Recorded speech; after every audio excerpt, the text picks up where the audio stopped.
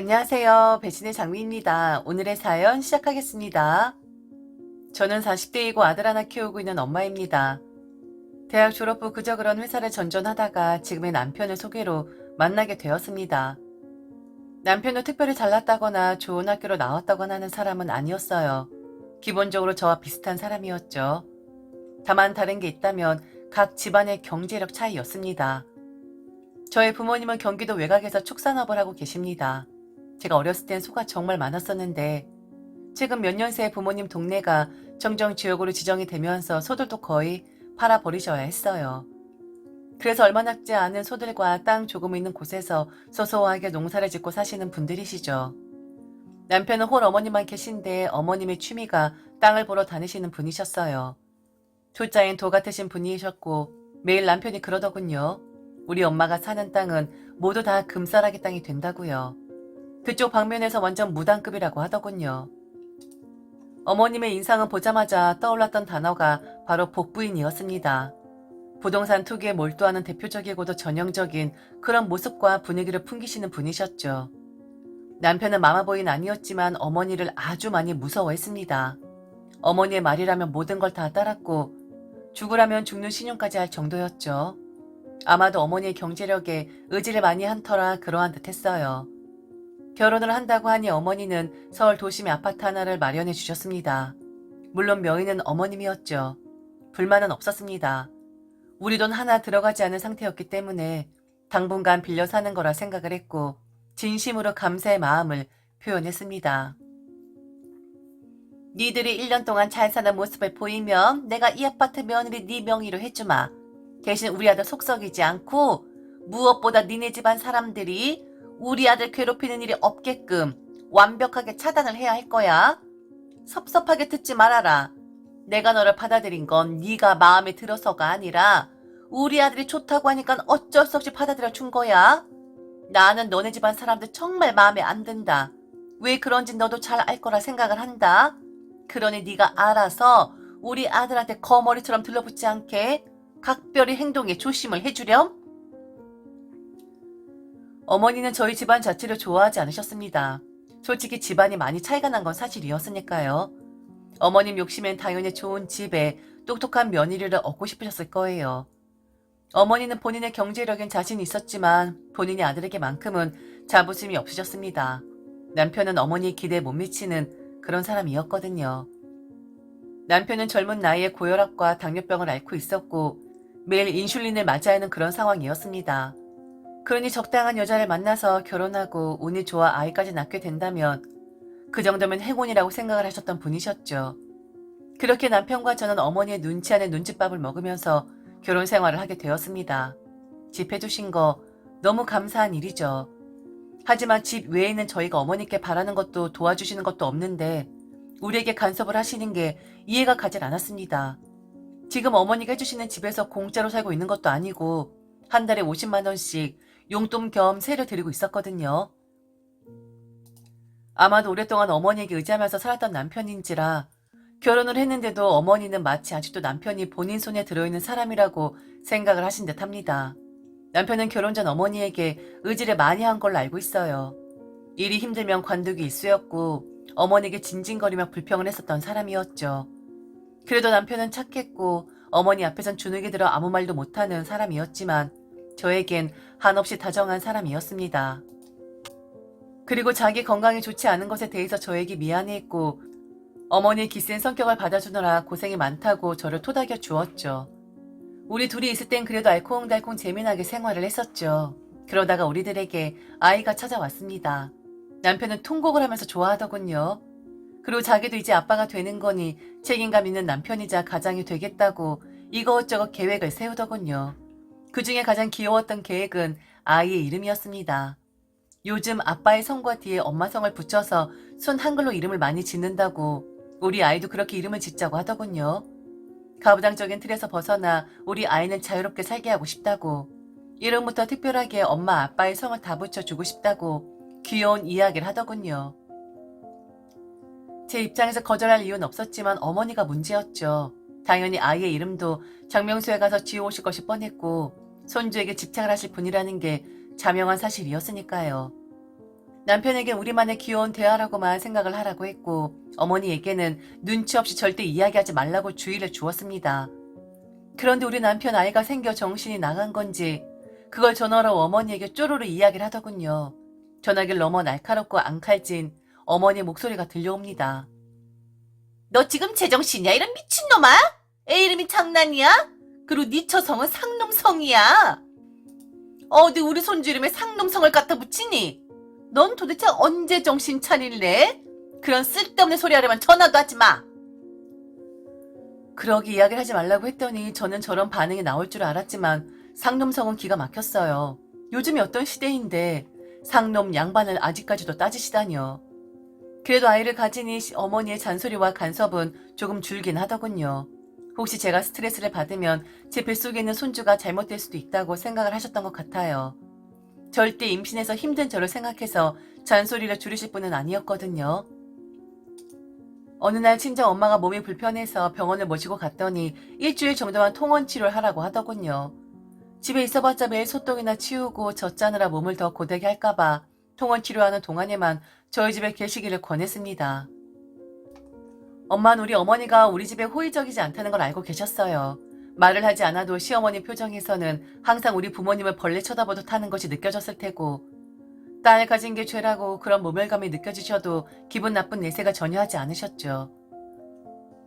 엄마는 마다하셨지만 물러 터지긴 했지만 착한 우리 남편은 강경하게 엄마에게 우리 집에 계셔주기를 이야기하더군요. 남편이 고마웠습니다. 결혼하고 몸이 불편해서 치료를 받고 있는 상황이었지만 엄마와 함께 있으니 정말 좋더군요. 오랜만에 딸 노릇도 하고 사위에게 대접도 받고 정말 행복했습니다. 거실에서 과일을 먹으며 신나게 셋이서 수다를 떨고 있는데 갑자기 저희 집 현관문 열리는 소리가 들리더군요. 시어머니셨어요. 거실에 있는 저와 남편 그리고 우리 엄마를 보시며 시어머니는 그 특유의 똥 씹은 표정을 지으셨습니다. 엄만 바로 일어나서 시어머니께 인사를 하셨고 안부를 물으셨습니다. 그리고 도둑이 제발 저린다고 지금 통원 치료를 받아야 해서 어쩔 수 없이 애들 집에 며칠만 신세를 지는 거라고 떠듬거리며 설명을 하더군요.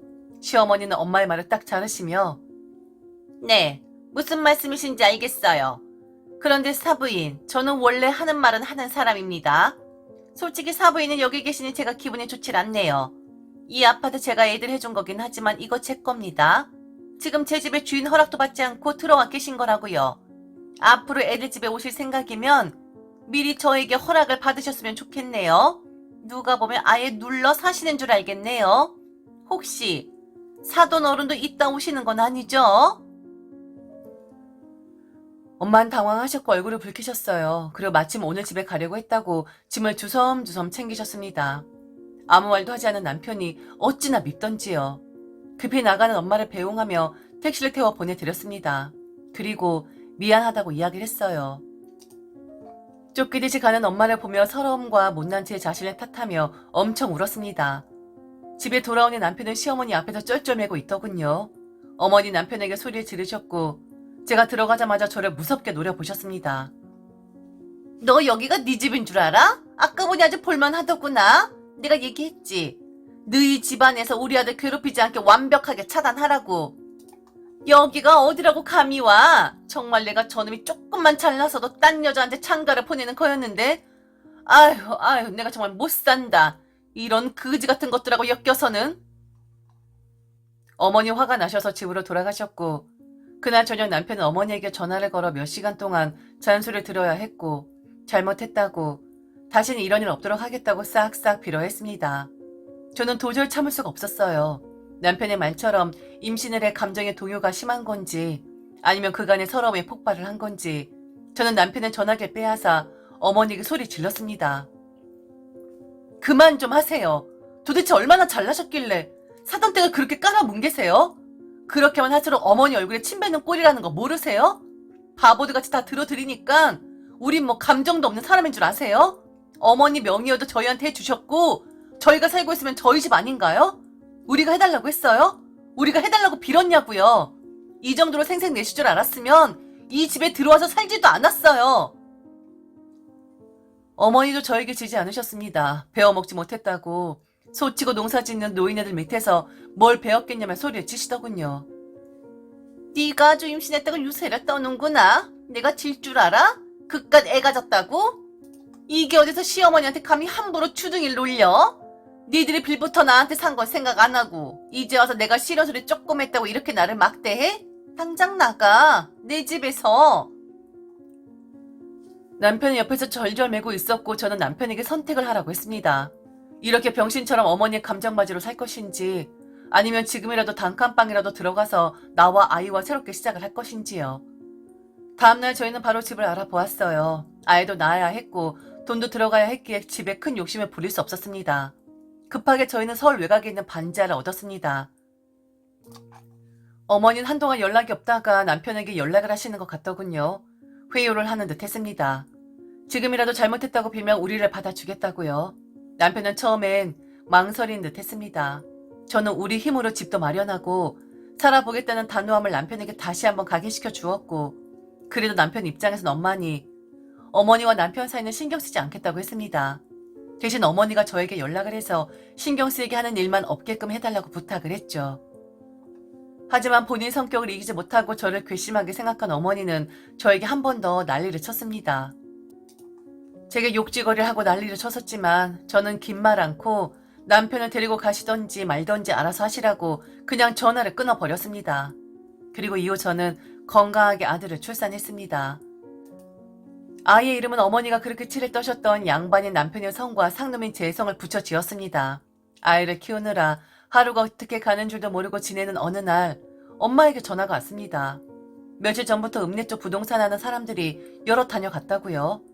집터랑 뒤에 있는 밭대기와 선산 땅을 팔라고 했다고 하더라고요. 원래 몇 해 전만 해도 선산 땅은 저희 게 아니었습니다. 당시 문중에서 선산 관리하기가 힘들다고 그때까지 남아있는 형제 친척들에게 선산을 떼어서 나눠줬는데 아버지는 밭농사 근방에 있었던 나대지와 야트막한 언덕을 받았었죠. 근데 부동산 업자들이 거기까지 다 팔라고 했다더라고요.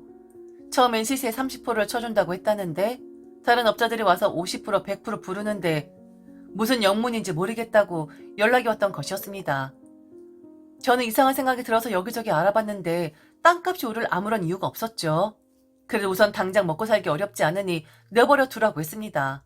그런데 얼마 뒤에 고속도로가 계획되고 무엇보다 택지지구로 선정되더라고요. 큰 돈을 만지게 되신 거였죠.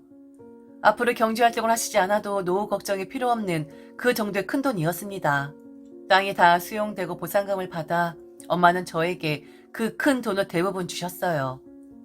어린 시절 비싼 옷 한번 못 입혀 키워서 미안했고 시집을 보내는데 부모가 못나서 시어머니에게 모진 고생을 당하게 한 것 같다고요.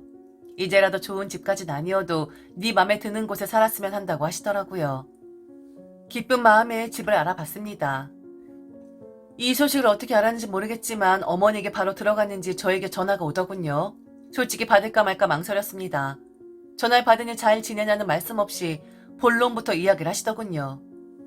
집 계약했다며? 누구 명의니? 설마 니네 부모님 명의로 한 건 아니지? 아니요, 그건 아니고요. 당연히 우리 부모님 돈인데 제 명의로 했어요. 왜 그러시죠? 그래? 네 명의로 했다고? 당연히 우리 아들 명의로 해줘야지. 대리사회처럼 들어간 거나 다름없는데 명의라도 우리 아들로 해줘야 애가 길을 펴고 살지 않겠니? 넌 어쩜 그렇게 너 생각만 하니? 네 남편 생각은 안 하고? 그 사람 명의로 하던 제 명의로 하던 그건 저희가 알아서 할 문제고요. 왜요? 부동산 투기하시는 분이니까 이거 아들 명의로 해서 어떻게 좀 해보려고 하시는 거예요? 어머니가 말씀하셨던 것처럼 그지 같은 것들하고 엮이지 마시고 이제 저에게 전화 안 하셨으면 좋겠습니다. 이후 어머니는 저에게 전화는 하지 않고 있어요. 남편에게 전화를 해서 예전에 본인이 해주셨던 아파트를 제 명의로 돌려줄 테니 그쪽으로 들어오라고 이야기를 하신다고 합니다. 절대로 그간 우리 친정 부모님께 하셨던 행동들이나 말에 대해서는 사과의 이야기는 없으십니다. 남편의 그 말에 저는 콧방귀도 끼지 않았고요. 만일 그렇게 들어가고 싶으면 혼자 들어가라고 했네요. 저희는 아주 행복하게 잘 살고 있습니다. 이 행복이 깨지지 않기만을 바랄 뿐이며 그간 고생만 하셨던 저희 부모님께 효도하면서 오래오래 행복하게 살고 싶습니다. 지금까지 들어주셔서 진심으로 감사합니다. 이상 배신의 장미였습니다.